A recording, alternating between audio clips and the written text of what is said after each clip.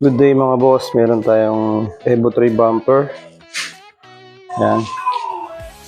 Yung Evo 3 bumper na to mga bossing, kakabit natin dito sa Lancer ni bossing na taga Bicol. So ito, yan, lalagyan na lang natin ng grills, mesh grill, para maganda na siyang tingnan. So yung Evo 3 bumper na to mga bossing, ito yung dating gawa natin pa. Yan. Serbisyo'y galing sa maliit na gasgas hanggang sa malaking sira, engine overhaul, walang problema sa mga boss, kabit natin yung mesh grill. Auto parts kompleto aming imbakan, mula sa bolts at nuts hanggang sa mga piyesang mahalaga at kailangan. So ito, para mas magandang tingnan, lagyan natin ito yung mesh grill niya. Nakaabang tayong alambre mga bossing para hindi tayo mahirapan magkabit.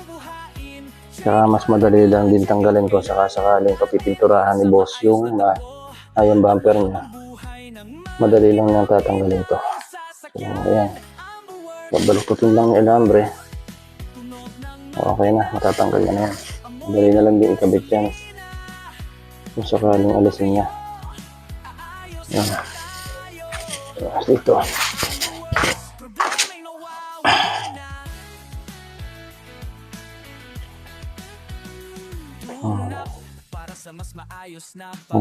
mga hindi nakakaalam mga bossing, dati po tayong gumagawa ng fiber Evo 3 fits. Minto na lang tayo dahil sobrang baho kasi naamoy nito, hindi natin kaya. Pero baka soon lumawa ulit tayo. Madami nagtatanong sa akin kung meron ako gagawa ulit. Yan.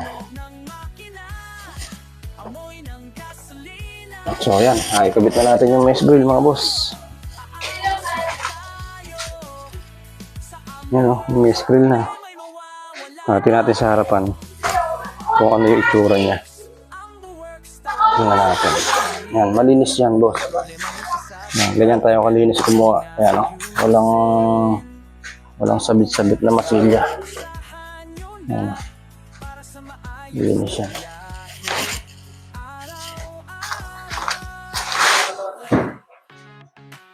Yan, pogi na. Oh, ganda oh. Yan, mas maliwanag. Lipat natin dito sa maliwanag.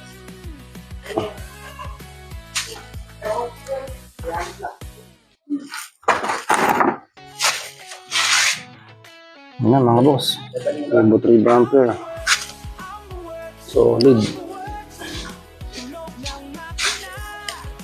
Kabit na natin yung mamaya niya. Yun o.